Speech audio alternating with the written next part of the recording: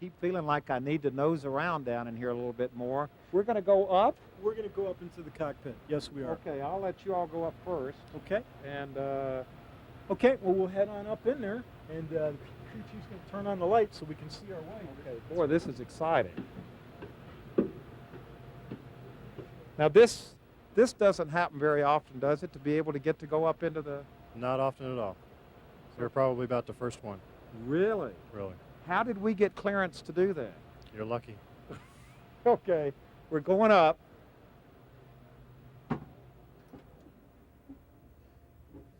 Okay. Boy, there's not much room in here. Yeah, we have a lot of precious space in aircraft, and so we load it with the equipment to do the mission. There's not a lot of room for creature comfort. So the plane just has 2 pilots, is that it? That's right. It was originally designed with the thought of possibly a third pilot to sit behind where you're sitting, but right now it's just a 2-pilot mission, and that's the way they'll do it out at Whiteman. And how long can you stay in this plane at a time on a mission? We can stay in the airplane for a long time. Right now, our regulations allow us to fly for 24 hours. Of course, the aircraft would require refueling, but this is a bomber.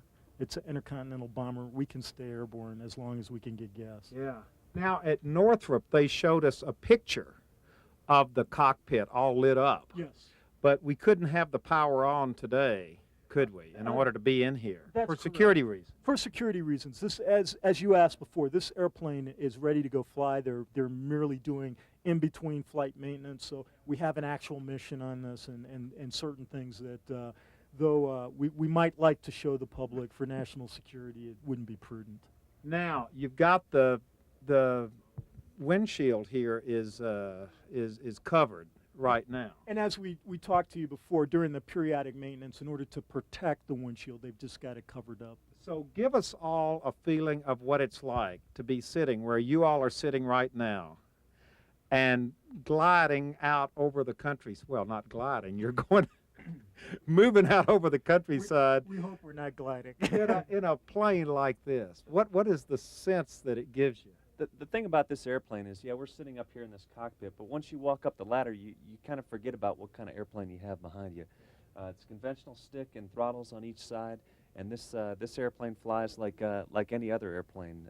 It flies very nicely. It's very fluid. It doesn't feel differently when you're flying this thing? Well, actually, just to expand on what Mike has said, it's true. You know, airplanes fly, but as a big airplane, we don't have heavy stick forces or whatever. This is a very responsive aircraft. Northrop did an excellent job with the flight control system, and it's just very responsive. It's almost like when you're flying, you just think the airplane where you want it to go, and it goes there. It behaves very well. As Mike said, most big airplanes of the other vintages would usually have a yoke in here, but we're a fly-by-wire aircraft, and we have a conventional stick, and it handles very well. The reason that it does that is because the mission can be very long and complicated. So you want the flying portion of the aircraft to be fairly easy, so as not to be a added fatigue to the pilots as they are executing the mission. The B-2 requires a whole lot more of the mental process. You have to stay on top of the systems, stay on top of where you are in the mission, monitor how you're proceeding along your programmed route and those sort of things. So there's a lot more mental activity that goes on to it. It's a dream to fly. When you're up flying, the hard part about it, as you can see, we don't have a lot of visibility. It's kind of difficult to see outside. And so we don't get the sense of all that's around us just because of the sheer size of the aircraft and the small windows that we have. But it is neat to look out the window, and when you're flying, you have to do that. You just have to do that. When we get going down low and fast, you really feel like you're hauling the mail. It's you definitely get a feeling of the ground rushing past you.